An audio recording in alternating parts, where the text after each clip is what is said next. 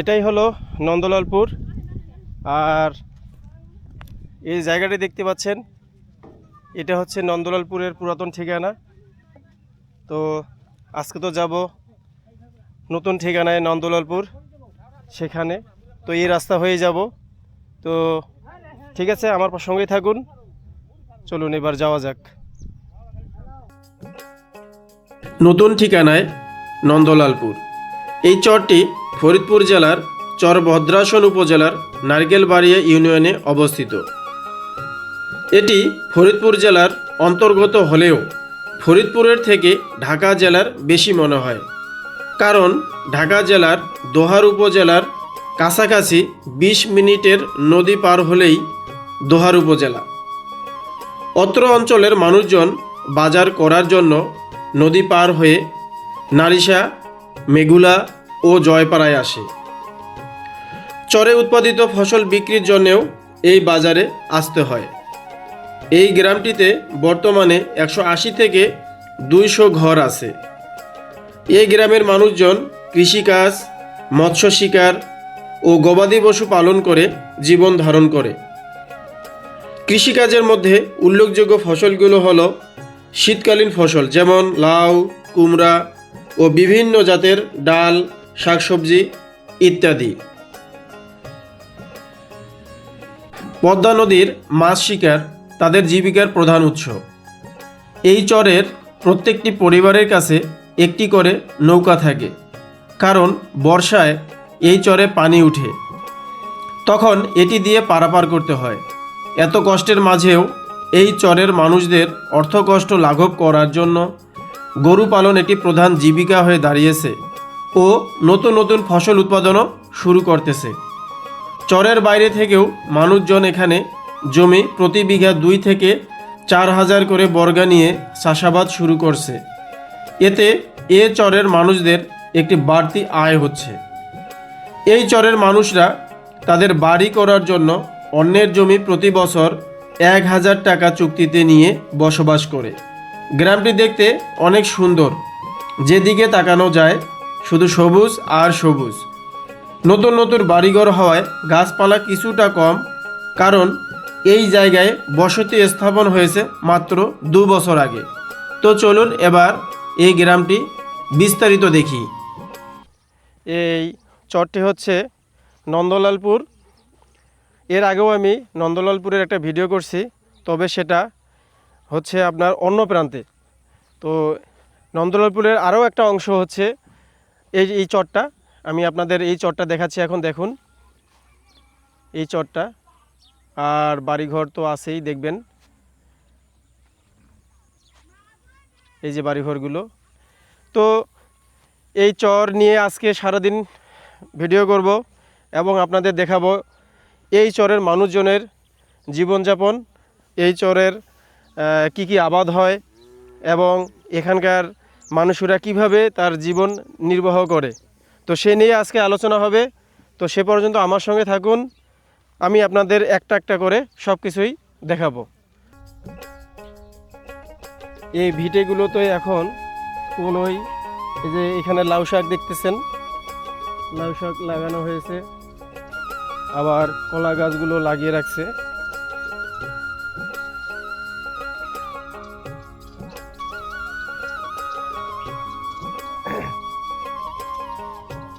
এই যে ভিডিও দেখতেছেন, এখানে কিছু সবজি চাষাবাদ করা হয়েছে। এখানে 2-1টা বাড়ি দেখা যাচ্ছে এখনো।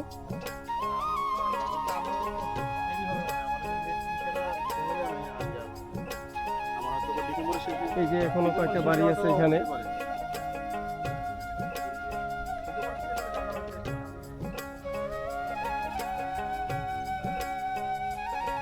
অল্প কয়েকটা বাড়ি, এই কয়েকটা বাড়ির মধ্যেই এরা ধরে আছে এখন পর্যন্ত। আর সামনেরগুলো সবাই চলে গেছে অন্য জায়গায়, কারণ নদী ভাঙার ভয়ে। তবে যে একটা জিনিস দেখলাম, যে আবাদ বাড়ি যে করছে অনেক সুন্দর হয়েছে। এখানে একটা আবাদ বাড়ি দেখতেছি, এটাও একটা ভিটা ছিল, অনেক সুন্দর সুন্দর চাষাবাদ করছে। দেখুন যে এখানে যে এই যে লাউয়ের চাষ করা হয়েছে এটা কিন্তু মাচা ছাড়া। তো যিনি এই চাষটা করছে উনি বলল যে মাচা দিতে গেলে এখন কিন্তু কস্ট অনেক বেশি লাগে। তো সেই জন্য উনি কি করছে, এই যে জমিটার উপরেই এই লাউটা চাষ করছে।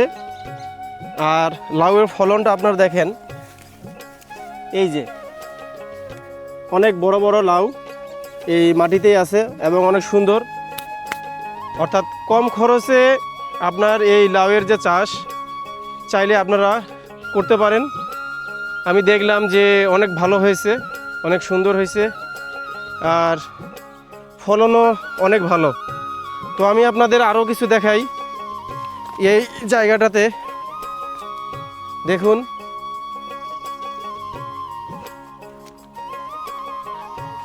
আপনার এখানে ডাটাও লাগানো হয়েছে, লাল শাক সঙ্গে আছে, আবার লাউ।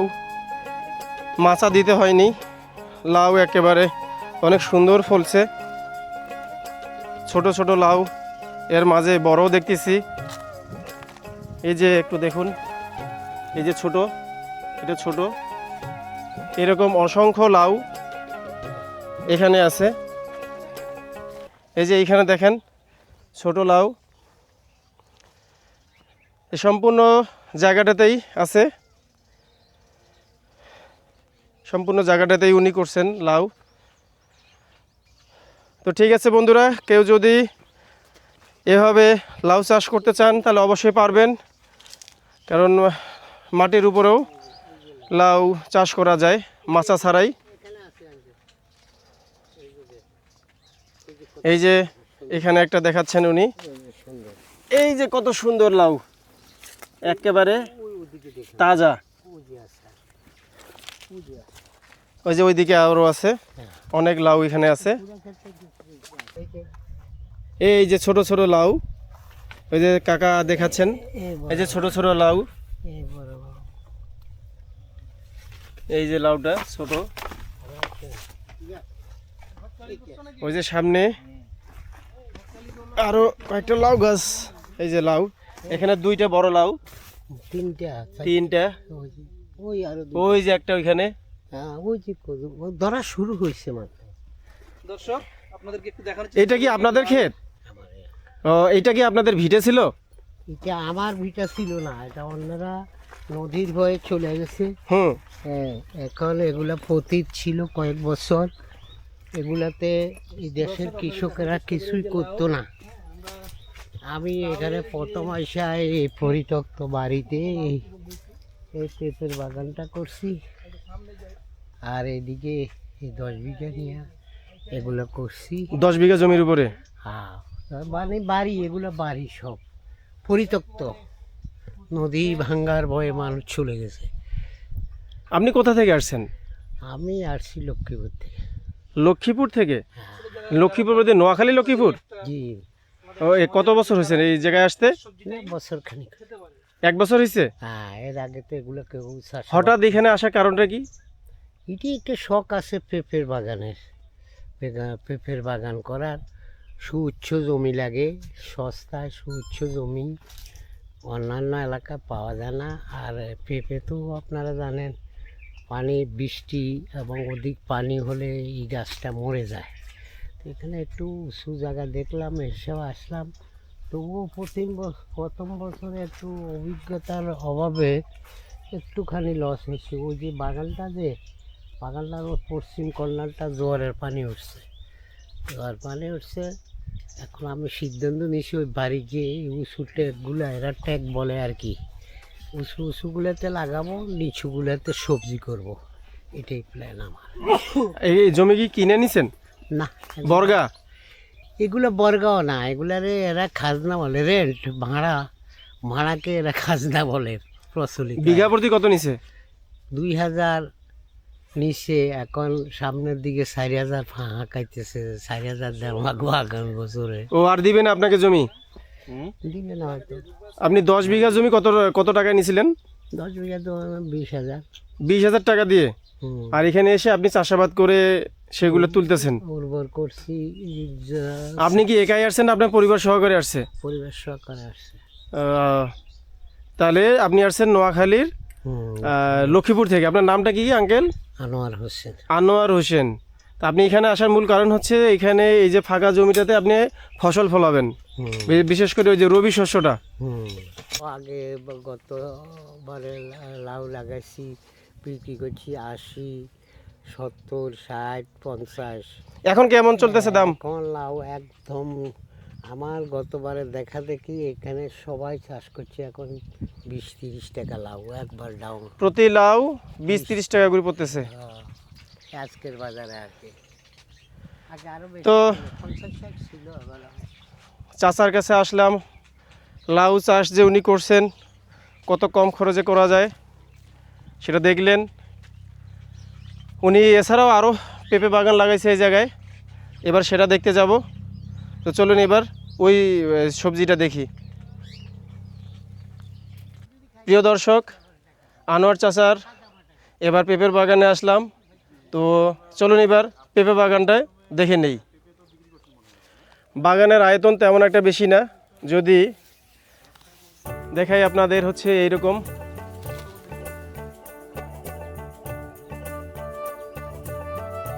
এই ছোট জায়গাটাতেই উনি পেঁপে বাগান লাগাইছেন। এই ভিটেটা ছিল অন্য মানুষের, নদী ভাঙনের ভয়ে তারা অন্যত্র চলে গেছে। এখন আনোয়ার কাকা এখানে আসছেন বাইরে থেকে, উনি সেই পেঁপে লাগাইছেন এজন্য এই জায়গায়। এই যে একটা গাছে পেঁপে ধরছে, দেখুন একেবারে নিচ থেকে উপর পর্যন্ত কি রকম পেঁপে ধরছে। আর পেঁপের সাইজগুলো কত বড় বড় আপনারা দেখতে পাচ্ছেন, কত পেঁপে ধরছে এই একটা গাছ। এরকম এরকম আরও এখানে শখানেক গাছ তো আছেই। চলুন এবার সেই গাছগুলোকে দেখি, একটা একটা করে দেখি আপনাদের। এখানে একটা পেঁপে গাছ দেখুন, দেখার মতো পেঁপে। আরে বাপরে, কত পেঁপে দেখেন।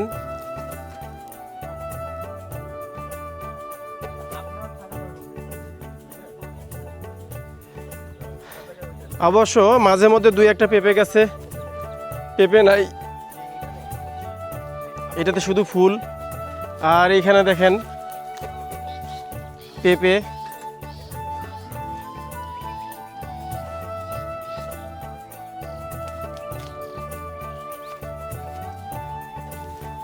এই যে এখানে একটা গাছ আছে পেঁপে।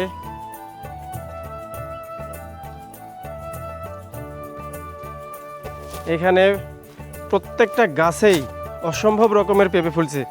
এই পেঁপেটা একটু দেখুন, ঠিক কত বড় একটা পেঁপে এটা। এখানে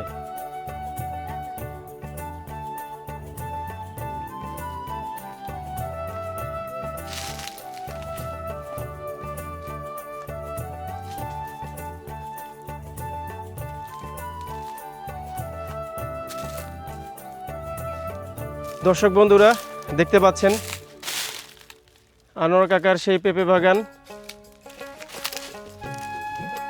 এই যে এখানে একটা কত বড় বড় পেঁপে। আর এই বাগানের সবচেয়ে বেশি ফলন এই পেঁপে গাছটাতে হয়েছে, সেটা এখন আপনারা দেখতে পাচ্ছেন। এই যে এইটা হচ্ছে আগা। আমি এবার উপর থেকে নিচে নামবো, দেখেন। আর পেঁপের এক একটা পেঁপের সাইজ কত বড় বড়, ঠিক কি পরিমাণ পেঁপে ধরছে এই গাছটাতে।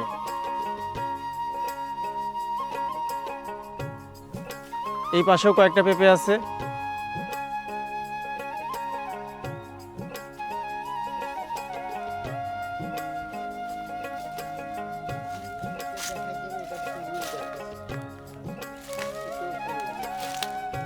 আচ্ছা, এটা পুরুষ গাছ, এই পুরুষ গাছে পেঁপে ধরেছে না?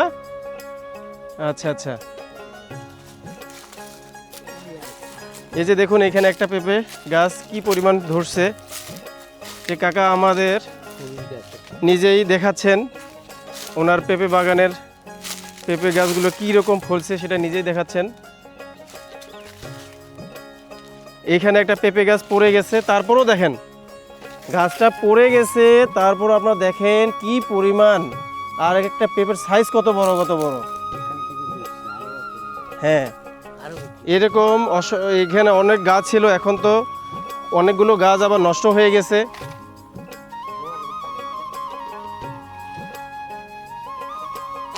এই যে এখানে দেখেন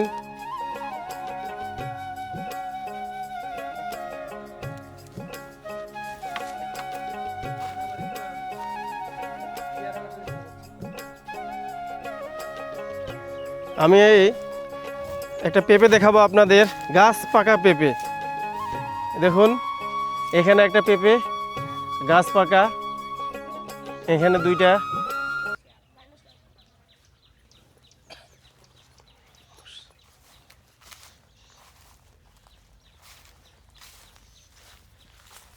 ওই যে এটা একটা ছোট গাছ। অনেক পেঁপে আছে এখানে। এখানে দেখতেই পাচ্ছেন বন্ধুরা, প্রায় পেঁপে গাছেই অসম্ভব পেঁপে ফলছে। এখানে একটু দেখুন এই গাছটাতে কি পরিমাণ পেঁপে ফলছে, অবাক করার বিষয়। শুধু এক পাশে না, চতুর্দিকেই দেখেন পেঁপে, চতুর্দিকেই এই পেঁপে গাছগুলোর চতুর্দিকেই পেঁপে। এই যে আরেকটা দেখেন, আরে বাপরে, এই যে দেখেন আমি আপনাদের দেখাচ্ছি, চতুর্দিকেই এরকম পেঁপের ফলন, অসাধারণ পেঁপে ফলছে। এই একটা গাছ এখানেও দেখেন, এরকম করে যে এই গাছগুলোতে পেঁপে ধরছে, প্রত্যেকটা গাছেই ঠিক এইরকম চতুর্দিকেই পেঁপে।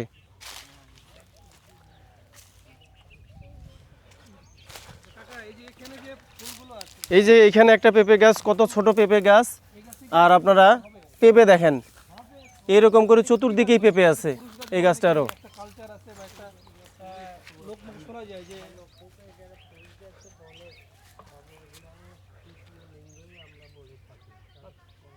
এবার আমরা এই পেঁপে বাগান সম্পর্কে আনোয়ার চাচার কাছে কিছু জানতে চাইব।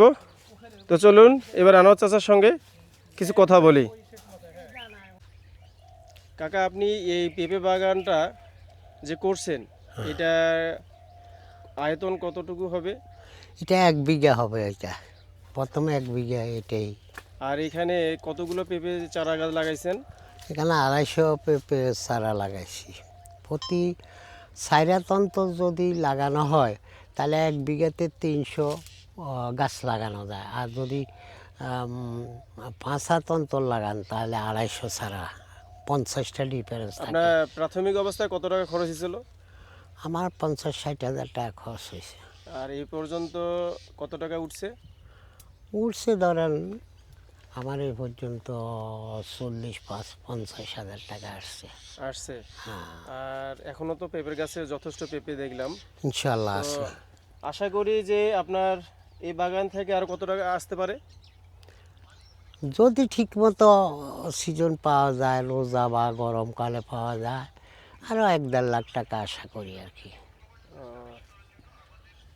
তো কাকা, আপনার দেখা দেখি অনেক মানুষই উদ্বুদ্ধ হোক, হ্যাঁ, এটা আশা করি। দেখতেছে, আগ্রহ করতেছে। যেমন আপনি যে সাহস নিয়ে এই চরে পেঁপে গাছ লাগাইছেন, এটা আসলে আপনার প্রশংসার দাবিদার। তো আপনার এখানে যে পেঁপে গাছগুলো দেখতেছি, প্রতিটা পেঁপের গাছে দেখছি যে চতুর্দিকেই আপনার বড় বড় সাইজের পেঁপে। এটা কি আপনার কি কোনো ওষুধ প্রয়োগ করছেন? এটা ওষুধ প্রয়োগ করতে হয়, এটাকে ভিটামিন প্রয়োগ করতে হয়, এটাকে ঠিকমতো খাদ্য দিতে হয়, এই বিভিন্ন রকমের এগুলা ঠিকমতো পরিচর্যা করতে হয় এক কথায়। আপনার ওই যে পিছনে একটা পেঁপে গাছ আছে দেখুন, এটার যথেষ্ট ফলছে। এই পেঁপে দেখেই অনেকের এই লোভ লাগতে পারে। হ্যাঁ, একটা গাছে কি পরিমাণ পেঁপে ধরে আপনারা মানে ভাবতে অবাক লাগবে। দেখেন কি পরিমাণ পেঁপে। তো এই কাকা এই পেঁপে বাগানটি করছেন, এখান থেকে একটা লাভজনক ব্যবসা উনি আশা করতে পারেন। এছাড়া কাকা, এছাড়া পেঁপে বাগান ছাড়াও আর ওই একটা সবজি বাগান দেখলাম, হ্যাঁ। আর কোনো বাগান আছে আপনার?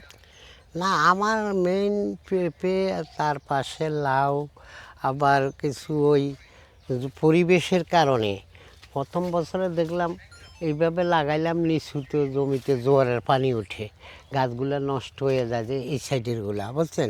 তো এখন আমি প্ল্যান নিছি উঁচু উঁচুটাকে, এই যে উঁচু উঁচুগুলোতে পেঁপে করব, আর লিচুগুলোতে শাক সবজি করব।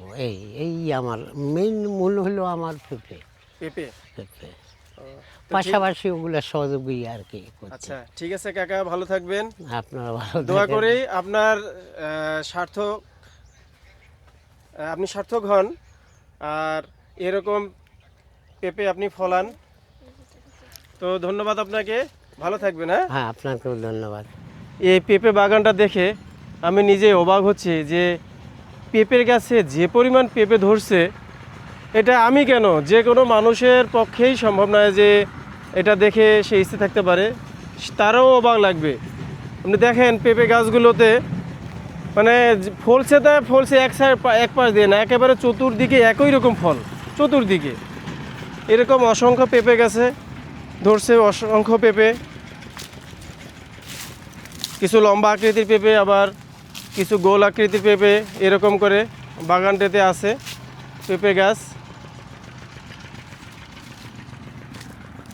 দেখুন পেঁপে গাছের যে বাগানটি, অসম্ভব রকমের পেঁপে ফলছে।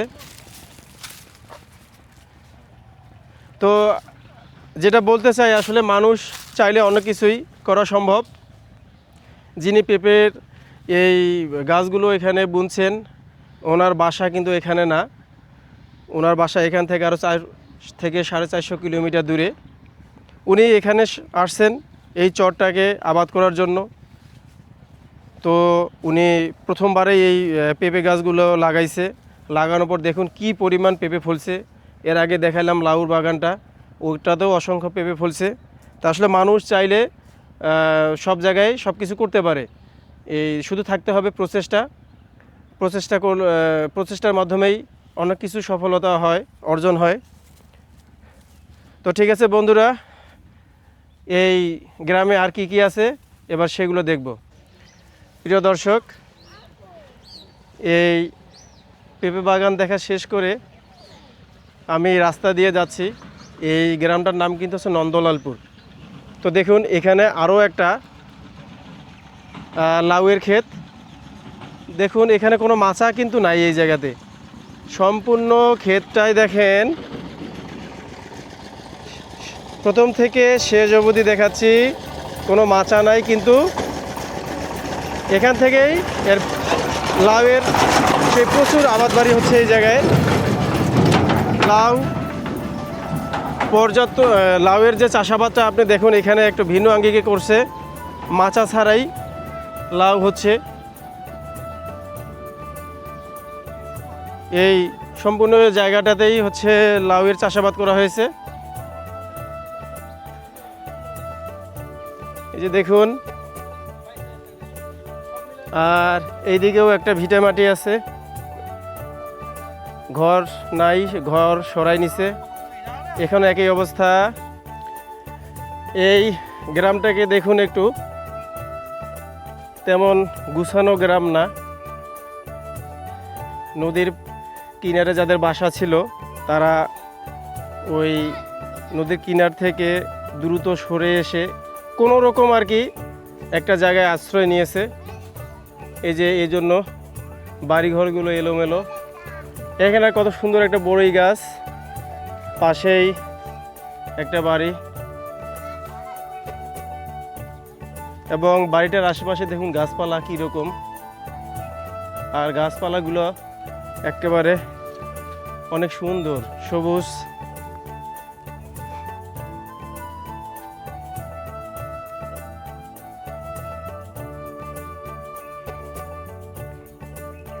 অসম্ভব সুন্দর এই গ্রামটি।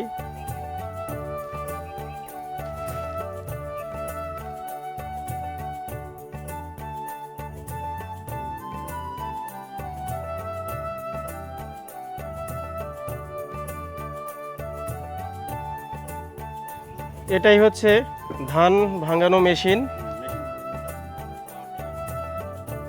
এই যে এটাকে বলা হয় হোলার। এইটাতে ধানগুলো দিলে আপনার এই দিক দিয়ে এই দিক দিয়ে চালটা বের হয়। আর এটা ওই যে মেশ পাওয়ার টিলারের মাধ্যমে ওরা এই কাজটা করে।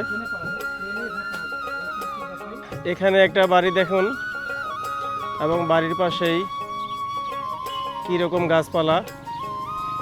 আর এই বড়ই গাছের সংখ্যায় দেখতেছি এখানে অনেক বেশি। গ্রামের যে চিরচেনা রূপ, যে এই যে হাঁস মুরগি, তারপরে ওই যে গরু ছাগল, এটা হচ্ছে গ্রামের চিরচেনা রূপ।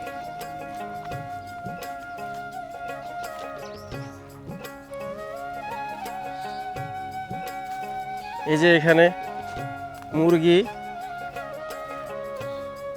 এটাই হচ্ছে গ্রাম অঞ্চলের মানুষের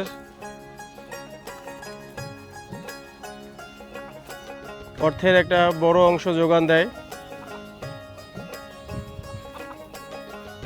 এই যে এখানে আরেকটা বাড়ি,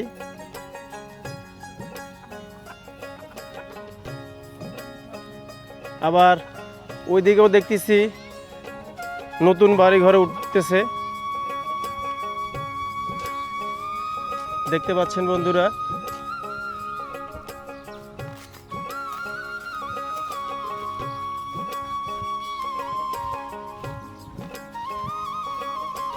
এই নন্দলালপুর গ্রামটি আবার নতুন রূপে সাজতেছে। সাজানো যে গ্রামটা ছিল নদীতে বিলীন হওয়ার পরে এখন নতুন করে সাজতেছে এই গ্রামটি আবারও। এখানে গরুগুলো দেখতে পাচ্ছেন, এগুলো কিন্তু প্রত্যেকটা গরু হচ্ছে দেশি গরু।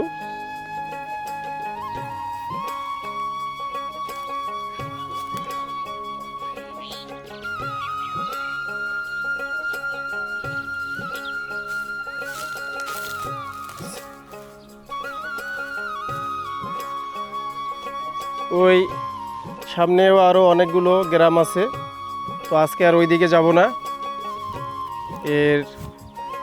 এই গ্রামটি আজকে শেষ করব। তো আপনারা দেখুন চরের এই গ্রাম।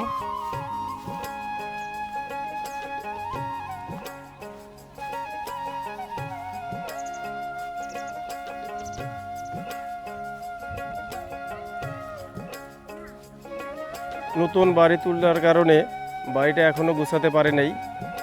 বর্ষাকালে আবার এখানে নদীর পানি উঠে যায়। আমি এই নন্দলালপুরের এই যে বাড়িটা দেখতে পাচ্ছেন, এই বাড়ির যে কর্তা, ওনার সঙ্গে এখন কথা বলবো। উনি কেমন করে এই এলাকায় আছেন, তার অভিব্যক্তি তিনি প্রকাশ করবেন, আর উনি কী ব্যবসা করেন সেটাও বলবেন। তো ভাই কেমন আছেন? আলহামদুলিল্লাহ, আল্লাহ রাখছে ভালোই। আপনি কেমন আছেন? আলহামদুলিল্লাহ। আপনার নাম কি জানি ভাইয়া? আমার নাম মোহাম্মদ পরশ ব্যাপারী। মোহাম্মদ পরশ ব্যাপারী। মোহাম্মদ পরশ ব্যাপারী, জি। আপনি কি কাজ করেন? আমি হলো আচারের ব্যবসায়ী। আমি আচার বিক্রি করি, আচার বানাই, আচার বিক্রি করি। আর আপনার বাড়ি কি এখানেই ছিল না অন্য কোথাও ছিল? না, আমাদের বাড়ি এই জায়গায় আইছি 2 বছর। হ্যাঁ, আর আগে ছিলাম ওই পূব সাইডের ইয়া ছিল, আপনার বড় বাজার আছিল, বাজারে ওখানে আসছিলাম, বাজারের সাইডে। গাঙ্গে নদী ভাঙ্গার পরে হেন আসছি। এখানে আসার পরে হে আর আগে ছিলাম আবার এই নন্দলা এই ডিয়ারার ভিতরে হলো বলদাকান্দি বলে, এমক আপনার কাছিকাটা বাজারও বলে। আরেক বাজার আসলো সেটা হলো আবার চুঙ্গাকান্দি। এই সমস্ত বিভিন্ন জায়গায় আমরা ভাঙ্গা চুরে মনে করি বছর 5 বছর থাকি, 6 বছর থাকি, 10 বছর থাকি এক জায়গায়। তারপর এলাকা চেঞ্জ করতে হয় পানি ভাঙ্গার কারণে। ভাঙ্গার কারণে। আর যদি না ভাঙ্গে তো মনে করেন আমাকে স্থায়ী হয়ে গেল গা, আমাকে জায়গা সয় সম্পত্তি আছে, হয়তো জায়গা। এই যে গরুগুলো দেখতেছি কার? এই গরু আমাদেরই। আপনাদেরই? জি, গরু এই যে আছে, বাছুর আছে, ও যে আরেকটা আছে সেটা বিয়াবে। আচ্ছা, আপনি যে এখানে বাড়ি তুলছেন, এই জায়গাটা কার? এটা জায়গা অন্য মানুষের। তো আপনি কিভাবে আছেন এই এই জায়গায়? জায়গা কি বাদে বছর শেষে খাজনা দিই। কত টাকা দেন? বেশি দিই না, অল্প দিই, 2000 3000। কত শতক জমি আছে এই জায়গায়? এখানে আপনি 33 শতাংশতে 1 বিঘা। হ্যাঁ, তা আপনি কত শতক জমি নিয়ে আছেন? এখানে 33 শতাংশ জায়গার ভিতরে আছি। ও, 33 শতাংশ জায়গার ভিতরেই আছেন। 33 শতাংশ। বাড়ি ঘর যেটা দেখতেছি এটা তো হয়তো বা 5 থেকে 6 শতক হবে, বাকি জমিটা? বাকি জমিটা মানে গরু বাছুর বান্ধি কিংবা কালাইবনি কিংবা অন্য অন্য ফসল করি। ওই যে মুরগিও পালেন তাই না? হ্যাঁ মুরগিও আছে। হ্যাঁ কয়টা মুরগি আছে আপনার? মুরগি আছে মনে হয় বাচ্চা লিয়ে 3টা না 4টা দিন আছে। কেন মুরগি কি মারা যায় নাকি? হ্যাঁ মুরগি মারা যায় হয়তো, ওই যে আবার বিলেতে নিয়ে যায়, বিলেতে খেয়ে লায়, নাইলে ওই যে শিয়াল আছে সন্ধ্যার সময় শিয়াল নিয়ে যায়, সকালে নিয়ে যায়। আপনারা এখানে ওই যে গরুর তো দুধ বিক্রি হয় তাই না? হ্যাঁ হ্যাঁ কি এখানে কেজি কত করে দুধের? এখানে দুধের কেজি না হলো আমরা দিয়ে হলো গোয়াল রে 50 টাকা করে দিই। 50 টাকা করে দিই মানে যদি আমরা টাকা যদি গোয়াল কাছ থেকে নেই তো গোয়ালের টাকা দিব হলো আপনি 45 টাকা। 45 টাকা। আর যদি আমরা গোয়ালের কাছ থেকে টাকা না দিই সে 50 টাকা করে দিব আমাকে। আর তারা বিক্রি করবো 100 টাকা। তারা কত বিক্রি করে সেটা তাদের বিষয়। এই গরুটা কি দেশি গরু? হ্যাঁ দেশি। তা এই অঞ্চলে যে গরু চাষ করে গরু পালে এগুলো সব দেশি না বিদেশি? দেশি মনে করেন ফার্মের জায়গায় চলবো না, কিন্তু দেশি গরুই বেশি জায়গা। দেশি গরুই বেশি। জি। তাহলে দুধ হচ্ছে 45 থেকে 50। হ্যাঁ আর গরু এটা হচ্ছে সব দেশি গরু। দেশি গরু। এখানে তো মনে করেন যে গরু তো মেলায় দেওয়া থাকে, মাঠ তো দেখতেছি অনেক। মাঠ থাকলে একজনের একটা পজিশন। এখানে আপনার ইয়া নাই, ওই যে বাধা ধরার নিয়ম নাই যে গরু খাইলো না কি খাইলো? না না আছে, আছে বাধা আছে। মানে আপনি যদি ফসলে যায় তাহলে বাধা আছে? বাধা আছে। আর যদি ফসলে না যাতে আর কোনো বাধা নেই। তাহলে কোনো বাধা নাই না জি। তাহলে তো মোটামুটি আপনি যদি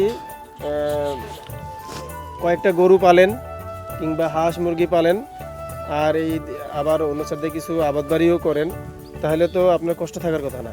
কষ্ট থাকি না, কষ্ট সময় বিশ্বাস পর লাগে, তাই না? সময় বিশ্বাস পর। বর্ষাকালে সমস্যা হয়? বর্ষাকালে বেশি তেমন একটা সমস্যা, গরু বাছুর নিয়ে সমস্যা, এমন কোনো সমস্যা না। আচ্ছা এই অঞ্চলের মানুষজনের প্রধান পেশা কি? প্রধান পেশা মানে মাছ ধরা পেশা না চাষাবাদ? চাষাবাদও আছে। আর বর্ষাকালে মনে করেন জাল জল নিয়ে আর কি বিভিন্ন ব্যস্ততা থাকে। এই চরের সবগুলো মানুষের কি বর্ষাকালে মাছ ধরে? হ্যাঁ বর্ষাকালে মাছ ধরে, কেউ কেউ মনে মাছ ধরে, কেউ মনে করেন আপনার এই ভিড়েটাতে কি বর্ষাকালে পানি উঠে? হ্যাঁ বর্ষাকালে পানি উঠে। তখন কোথায় যান? বাড়িতে পানি, অল্প পানি উঠে। তো অল্প পানি উঠে? অল্প, ওই আধা গিরা পানি হয় না।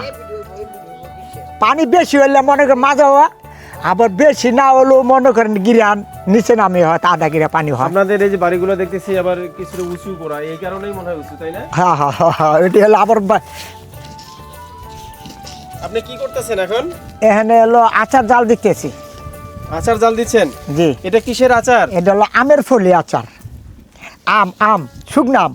ও শুকনো আম। জি। এই আচারটা বিক্রি করবেন কোথায়? এটা হলো বিক্রি করবো হলো আপনার হলো মেলা, অথচ ওয়াজে যাব, তারপরে যাব হলো আপনার হলো নারিশা গাছ স্কুল, অত পশ্চিমচর স্কুল, তারপরে আপনার হলো যে হাঁসগুলি ওই যে মাখুম ডাক্তারি স্কুলে, হয়তো ওই ডাক বাংলা, তারপরে আমাদের এই চরের নন্দলাপুরে যে ঘাটে যেখানে ডাক দেয় সেখানে বসি। আর যেখানে আমার আছে ইউটিউবও। আপনার কতজন ছেলে মেয়ে? আমার আল্লাহর বান্দা 2 ছেলে 1 মেয়ে। সবাইকে নিয়ে সুখে আছেন না? হ্যাঁ ইনশাআল্লাহ সুখী আছি, আলহামদুলিল্লাহ আল্লাহর কাছে। আপনার চরের মধ্যে বসবাস করতে অসুবিধা হয় না? না না কোনো সমস্যা নেই, আল্লাহর দোয়া ইনশাআল্লাহ। তো ভালো থাকবেন ভাইয়া। ইনশাআল্লাহ আলহামদুলিল্লাহ। আসসালামু আলাইকুম। আপনারা সবাই দেখবেন ভিডিওটা, বেশি বেশি দেখবেন এবং লাইক করবেন, শেয়ার করবেন। আর বেশি বেশি আপনারা দেখার জন্য আসবেন কিংবা আপনারা দেখবেন ভিডিওটা দেখবেন। তো প্রিয় দর্শক, এই ভাই যেটা বললো আপনারা সবাই শুনলেন যে উনি তার পরিবার নিয়ে এই চরের মধ্যে বেশ ভালো আছেন। আর ওনার প্রধান পেশা কিন্তু হচ্ছে আচার বিক্রি করা, বিভিন্ন বাজারে কিংবা ওই যে ওয়াজ মাহফিলে কিংবা মেলায় উনি আচার বিক্রি করেন। এবং পাশাপাশি ওনার যে স্ত্রী উনি আবার হাঁস পালেন, মুরগি পালেন, সঙ্গে যে কয়েকটা গরু আছে সেই গরুগুলো দেখভাল করেন। তো এইরকম যদি সাপোর্ট থাকে, স্বামী স্ত্রী দুজনেই কাজ করেন একটা পরিবারে, তাহলে এই পরিবারে কখনো অভাব আসবে না। উনি তার প্রমাণ, উনি বাচ্চা কাচ্চা নিয়ে অনেক সুখী এই চরের মধ্যে থেকেও। তো ঠিক আছে বন্ধুরা, এবার সামনে যাই, সামনে গিয়ে দেখি। তো সে পর্যন্ত আমার সঙ্গে থাকুন। হ্যাঁ ইনশাআল্লাহ। আমি ভিডিওটি একটি পর্বেই শেষ করতে চেয়েছি, কিন্তু এখানে দেখার অনেক কিছুই আছে, বিধায় দ্বিতীয় পর্বে নিতে হচ্ছে। তাই অধৈর্য না হয়ে দ্বিতীয় পর্বের জন্য অপেক্ষা করুন। আশা করি আপনাদের অনেক ভালো লাগবে। আর হ্যাঁ, ভিডিওটি দেখা শেষ করে অবশ্যই লাইক, শেয়ার অ্যান্ড সাবস্ক্রাইব করতে ভুলবেন না। তো ঠিক আছে বন্ধুরা, এখন বিদায় নেওয়ার পালা। আপনাদের সুস্থতা কামনায় আমি নন্দলালপুর থেকে বিদায় নিচ্ছি। আল্লাহ হাফেজ।